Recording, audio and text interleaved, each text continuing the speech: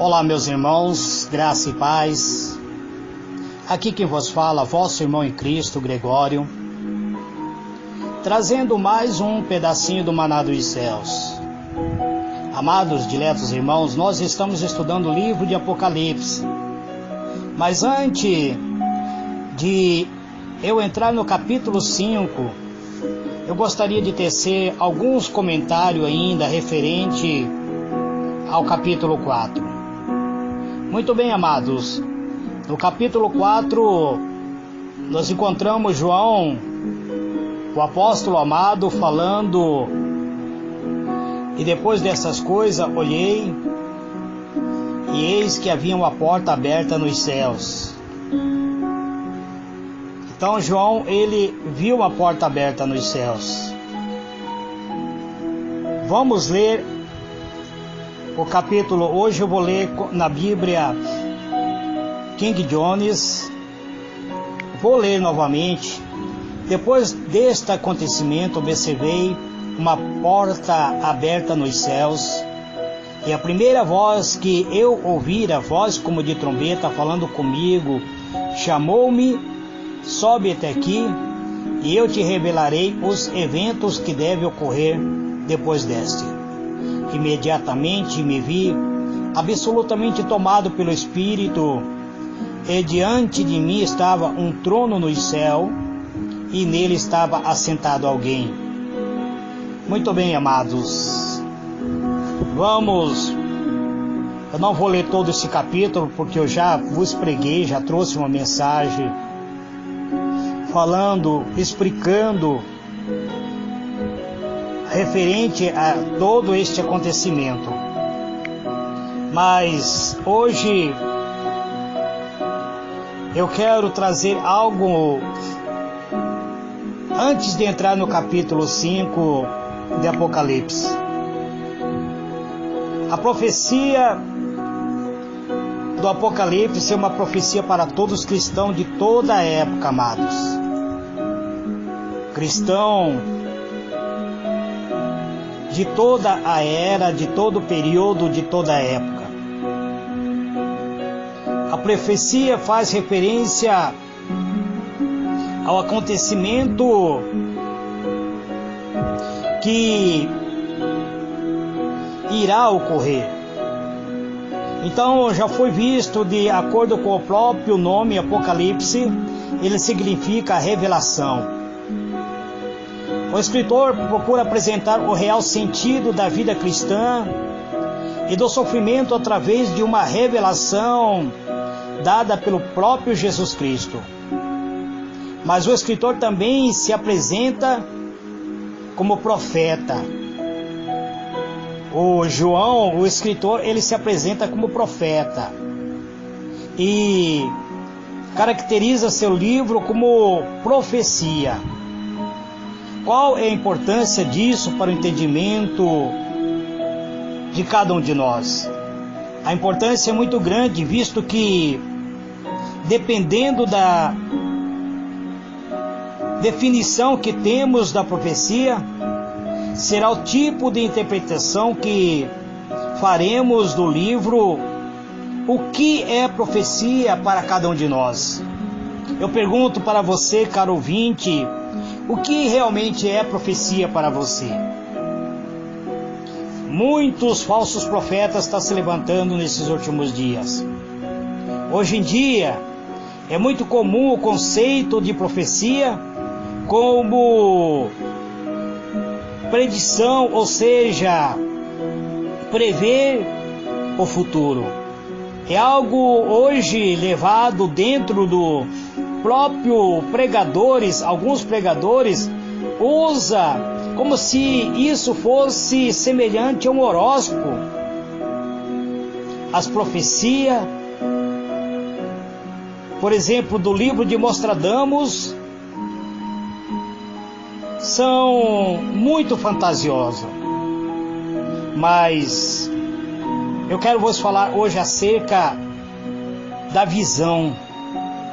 E também é muito influenciado a visão é muito influenciado pelos místicos, que fazem previsões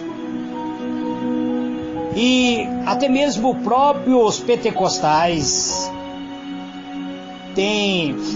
Eu sou pentecostal, amado, eu quero que vocês entendam isso.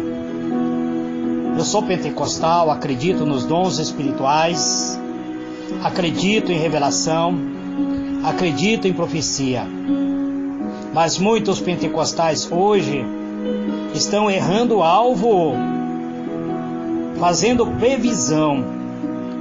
Eu estou ministrando o livro da profecia para vocês, que é o livro de Apocalipse. Mas não espera eu marcar data. Eu também não estarei dando chutômetro, pois eu não uso esse termo de simplesmente chutar uma data ou trazer algo da qual eu não possa comprovar. E muitos profetas hoje estão profetizando por meio de chutômetro. Eles imaginam coisas e chuta simplesmente como se fosse profecia. Então, uma mensagem que você recebe diretamente de Deus, você irá compreender se é de Deus. E essa é a principal característica dos verdadeiros profetas em relação, muitas vezes, aos falsos profetas. Muitas vezes, o falso profeta, ele até parece ser genuinamente profeta, mas precisamos comprovar a verdade, a veracidade, mediante a própria palavra de Deus. Então, quero vos dizer que o livro de Apocalipse, ele mostra o Deus Pai, o Deus Filho, o Deus Espírito Santo. É a Trindade. Mostra os seres que estão na presença de Deus e pode ser visto na cena do Apocalipse 4 e também no Apocalipse 5. E é ali que João, como profeta, se encontra, no capítulo 4, verso 1. Portanto, o profeta é fundamentalmente o que recebe de Deus a sua mensagem. E por isso, ele é importante e não pode ser alterado. Além de receber diretamente de Deus a profecia nos tempos atual, ou também nos tempos neotestamentário, essa profecia, ela é centralizada em Jesus, o Espírito Santo. Ele é o centro da profecia. Ele dá testemunho de Jesus. Ele visa fornecer a mensagem sobre Jesus Cristo e não satisfazer a nossa curiosidade quanto ao futuro. Uma mensagem que aponta para a vinda de Jesus Cristo. Ela segue aqui a perspectiva pela qual o Velho Testamento era interpretado cristologicamente. Isto é, a palavra está apontando para Cristo. Isto é, vendo através do Espírito, através da dimensão do Espírito, e falando de uma maneira que apontava para Jesus Cristo. O Apocalipse segue essa linha, apresentando uma visão cristológica da história, afirmando que Jesus controla a história e indicando que os eventos relativos à sua segunda vinda estão próximos. Na realidade, para o Novo Testamento, desde que Jesus se tornou carne, ou seja, encarnou e ressuscitou, ele já está chegando, e por isso que o escritor pode falar do julgamento sobre Roma como algo muito próximo. Porém, o livro não fala de acontecimentos particulares, mas de ação de Jesus que se darão como consequência da sua segunda vinda.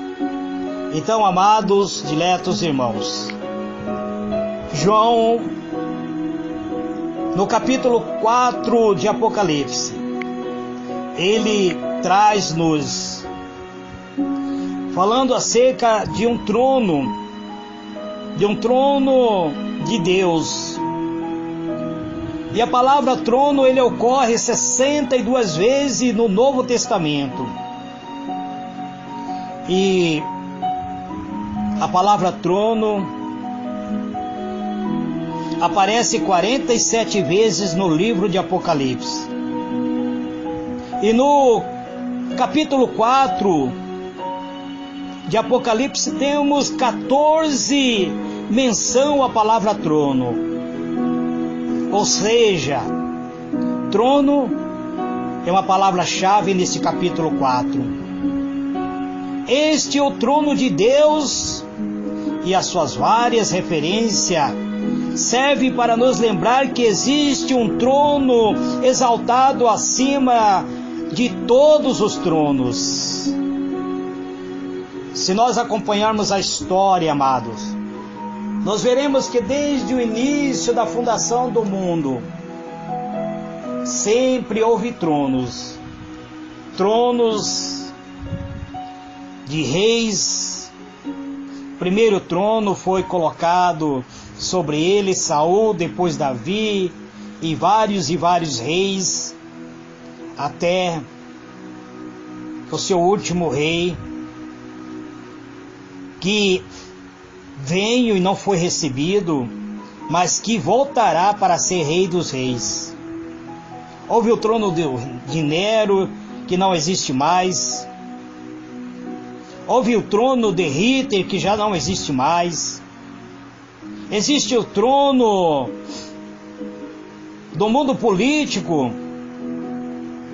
que atualmente está dentro da Casa Branca. Existe o trono religioso que está em Roma, da qual está sentado sobre ele o Papa. Na Casa Branca tem o trono político, que é da atualidade, o político está lá. No Brasil ainda temos o trono dos governantes, que hoje é ocupado pelo presidente Michel Temer. Mas todos esses tronos não é comparado com o trono celestial, pois o trono celestial é o único. Então existe um trono exaltado acima de todos os tronos, de onde Deus governa este planeta, conduzindo a sua história para um final feliz para todos os que aceitaram o seu plano, para todos aqueles que aceitaram o seu Cristo amado. O cenário da visão do capítulo 4 de Apocalipse é acerca do próprio santuário celestial, onde se encontra o trono de Deus, o trono de Cristo, onde Cristo ministra em favor dos seus servos, dos seus filhos. Então, amados, diletos irmãos, o trono de Deus, nós vemos que no capítulo 3 nós saímos de uma porta, onde no capítulo 3, verso 20, e entramos para uma outra porta. O capítulo 3 fala que Jesus está à porta batendo, pedindo para entrar. No capítulo 4 ele abre a porta dos céus. Então nós saímos do capítulo 3, onde Cristo está na porta, e entramos no capítulo 4, onde Cristo abre a porta dos céus, para Que porta é esta, amado? Ele é a porta, o santuário de Deus. O santuário terrestre era um tipo de santuário cópia daquilo que era celestial.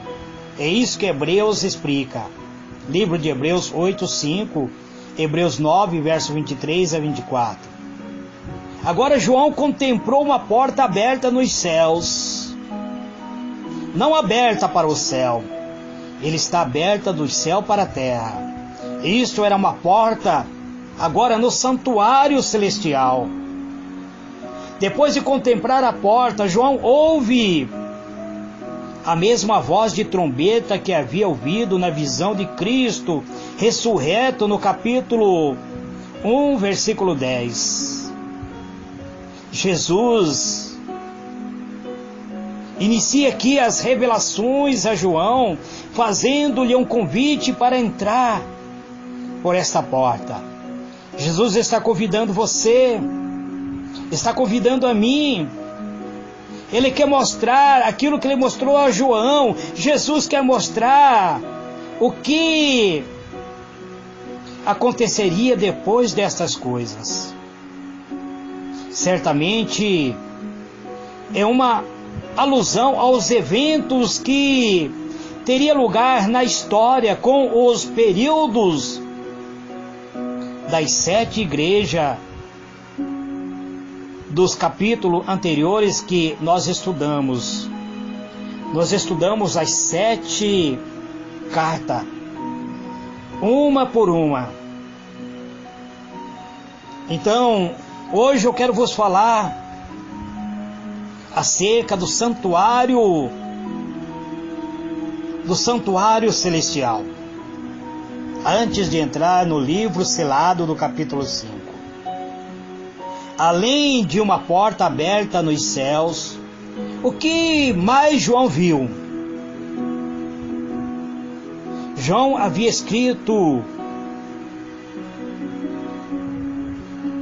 a Jesus em termos humanos, de acordo com como aquilo que ele estava vendo, com o que ele viu. Já no capítulo 4, amados, ele não diz quem estava sentado no trono. Havia uma presença, e por causa do seu caráter divino e muito brilho ao seu redor, tornara-se difícil para o profeta descrever a divindade em termos humanos. Se nós compararmos o livro de Ezequiel 1, versículo 26 a 28, também com outro texto, vamos indicar que aquele que está sentado no trono é Deus, o Pai, o Criador do universo, aquele que vive de eternidade a eternidade. Contudo, Deus e Jesus estão intimamente ligados, intimamente unidos. João capítulo 10, verso 30 explica isso, que algumas vezes João os vê partilhando o mesmo trono. Apocalipse 5, verso 6, 7, capítulo 17, versículo 22. Então, amados, o arco-íris que João vê é semelhante a uma esmeralda. Todos nós sabemos que a esmeralda é transparente. O verde vivo desta pedra expressa bem a misericórdia de Deus ao redor do trono. O arco-íris é um belo símbolo da esperança. Sabemos que a cor verde é o símbolo da esperança. Quando aparece pela primeira vez, o arco-íris foi um sinal de eterno concerto de paz da parte de Deus. Gênesis 9, verso 11 e 17. Mas não pode haver arco-íris sem a união da luz solar. E sabemos que Jesus é chamado de sol da justiça. E também não há arco-íris sem a fusão dessa luz solar com as gotas de águas. E Jesus é chamado a fonte da água da vida. Assim, o arco circulando ou circundando o trono é uma figura de misericórdia e justiça divina que se encontra e se mistura. O salmista declara: encontraram-se a graça e a verdade e a justiça e a paz e se beijaram. Quer dizer, a graça, a verdade, a justiça e a paz estão unidos. Salmo 85, verso 10. Então, amados, precisamos... Eu poderia nem ter gravado este áudio hoje, mas eu precisava trazer esse esclarecimento antes de entrar no livro, no capítulo 5, pois nós precisamos entrar consciente o que nos espera num livro todo selado. Então, diante do trono havia 24 tronos e havia 24 anciões sentados em trono ao redor do trono principal. Eu já vos expliquei quem são eles. Os 24 anciões são mencionados 12 vezes em Apocalipse.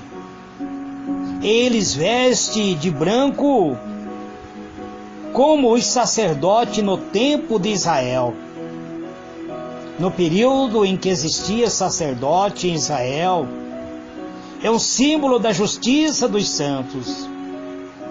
Se nós lemos Apocalipse 19, verso 8, nós veremos que a veste branca simboliza a justiça dos santos. O fato de usarem coroa de ouro indica que foram vitoriosos sobre o temível inimigo do homem. Qual é o temível inimigo do homem? É o diabo? Não, amados, é o pecado, é a carne. 2 Timóteo 4, 8 explica isso. São, portanto, esses anciões são, portanto, pecadores salvos pela misericórdia, pela graça, e que foram escolhidos para representar todos os salvos de todas as nações do mundo. A Bíblia, ela explica em Efésios 4, 8. Diz: quando ele subiu em triunfo às alturas, levou cativo a muitos prisioneiros e deu dons aos homens. Para que Jesus iniciasse seu ministério no santuário celestial, ele foi ungido com óleo da alegria, como nenhum dos seus companheiros. Isso, o próprio livro de Hebreus 1, verso 9 explica. Esses companheiros não eram anjos, eram homens, aquele com quem eles foram despertos da sua sepultura. Livro de Mateus, capítulo 27, 50 a 53, explica que quando Jesus morre, o sepulcro se abre, e muitos daqueles santos que aguardavam a vinda do Messias ressuscitaram e entraram na cidade santa e foram vistos por muitos. Existe alguns teólogos que defendem que essas pessoas ressuscitaram e morreram de novo. Não, amado, eles ressuscitaram, e no dia em que Jesus sobe para os céus, a Bíblia diz que ele sobe com uma nuvem. De quem? Daqueles que ressuscitaram com ele. Eles também são um cumprimento típico do serviço do santuário, onde havia 24 turnos de sacerdote levítico. Basta nós lermos o livro de Crônicas 24, verso 3 até o 19. No Novo Testamento também é mencionado acerca do turno sacerdotal, onde o último sacerdote, Zacarias, entra para ministrar a Deus e permanece mudo até o nascimento do seu filho João Batista. Então, aqui no capítulo 4, João vê diante do trono. E o que ele viu mais ali diante do trono? João diz que diante do trono arde 7 tochas de fogo, e que essas tochas são os 7 Espíritos de Deus. Se nós analisarmos no Antigo Testamento a história do santuário terrestre, havia um candelabro com 7 lâmpadas, a quais devia estar sempre acesa. Êxodo 25, verso 31 e 39. Sendo o número 7 uma figura de totalidade da perfeição do próprio Deus. Nesse contexto se refere ao Espírito de Deus e a sua plenitude. Basta compararmos o livro de Zacarias 4, verso 10, e também livro de Provérbios 15, verso 3. Assim, amado, a visão revela que quando João vê a primeira visão na ilha de Pátmos, ele vê Jesus andando no meio dos candelabros. Eu já vos expliquei que o candelabro serve de sustentáculo da própria luz. É o apoio para a luz. As igrejas de Cristo, ele foi estabelecido, já vos disse, toda a igreja do mundo, ela foi estabelecida desde o princípio através das 7 igrejas, que são os 7 candelabros. E sobre este candelabro estão os 7, a presença das 7 lâmpadas de fogo. Assim a visão revela a presença da própria Trindade neste capítulo, de modo semelhante ao próprio capítulo 1. Também, diante do trono, havia 4 seres viventes que faziam parte do próprio trono, pois ele fazia parte, ele estava interligado ao trono, pois o próprio escritor diz que diante do trono, em volta do trono e ao derredor do trono, havia 4 seres viventes cheios de olhos por diante e por detrás. Ele fala isso de uma só vez, no capítulo 4, versos 6 a 8. João não foi o primeiro profeta que contemplou esses 4 seres viventes. O profeta Ezequiel teve a visão similar, muito antes dele ver, de João ver no capítulo 4. Desculpe, irmãos. O profeta Ezequiel, no capítulo 1, verso 4 a 10, ele faz referência a estes seres que pertencem à categoria de serafins, já que possui 6 asas. No livro de Isaías 6, versículo 1 até o versículo 3, Isaías também teve a mesma visão. E ele chamou esses seres celestiais como sendo serafim. Enquanto que os querubins possuem 4 asas, no livro de Ezequiel, capítulo 10, versículo 19 e 21, no livro de Isaías, o serafim possui 6 asas, e também no livro de Apocalipse. Alguns comentaristas têm ligado esses 4 seres viventes a 4 aspectos do próprio ministério de Cristo, reaçando no caso acerca do próprio Evangelho. Eu vos expliquei isso, explicando por que Mateus inicia falando sobre a genealogia de Cristo, por que Marcos não fala sobre a genealogia, por que Lucas mostra esse ser como sendo apenas homens, e João fala sobre o Verbo de Deus. Eu já vos expliquei isso, então não há necessidade de que eu venha explicar novamente. Ainda existem outros comentaristas que dão outras explicações. Pode ser feita uma alusão às tribos de Israel, embora o relato da organização deles no deserto, em número 2, não menciona a tradição judaica, ensina que eles estavam sob os estandartes das 4 tribos líderes. O estandarte da tribo de Judá era um leão, e da tribo do Rube um homem, e o estandarte da tribo de Efraim um boi, e da tribo de Dan uma águia.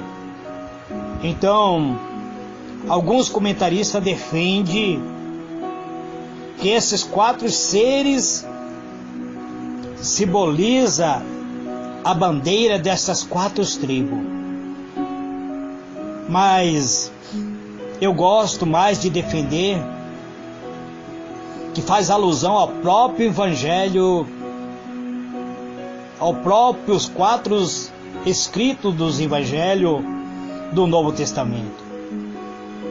Mas também João vê no capítulo 4, do versículo 9 a 11, que existe louvores diante do trono. Nesta cena, todos os céus se unem num espírito de louvor, de adorações e ações de graça. A ênfase deste cântico está no fato de Deus ser o Criador de todas as coisas, e por isso é o único a ser digno de receber a glória, a honra e o poder. Em qualquer lugar na Bíblia, quando se faz referência ao direito de Deus, a reverência e adoração acima dos deuses dos pagãos, enumera-se as provas de seu poder criador. Então, amados, diletos irmãos, eu quero encerrar aqui, deixando bem claro, amado, que o capítulo 4, Jesus mostra uma porta aberta para João, e esta porta aberta continua aberta até hoje, amado. Ainda não encerrou o período da graça, mas um dia esta porta irá se fechar. Mas a porta permanece aberta, convidando a mim e você a entrarmos por ela. Quando nós entrarmos nesta porta, os mistérios, as revelações de Deus virão sobre nossa vida. Amanhã eu quero falar-vos acerca de um livro selado com 7 selos. E depois nós vamos nos aprofundando. A partir de agora, o livro de Apocalipse vai se tornar cada vez mais revelador para cada um de nós. Nós vamos começar a conhecer os próprios mistérios de Deus. Vamos saber quem é digno de abrir o selo desse livro. Vamos saber o que acontece com a abertura do primeiro selo e com a abertura do último selo. Selo por selo, cada selo sendo aberto, algo extraordinário vai acontecer. E nós precisamos conhecer, amados, para que nós venhamos tomar posse de tudo que a palavra de Deus promete para cada um de nós. Este é o pedacinho do maná dos céus que eu trago nesse dia de hoje. Que o Senhor ilumine a vossa mente e vos conceda paz. Amém e amém.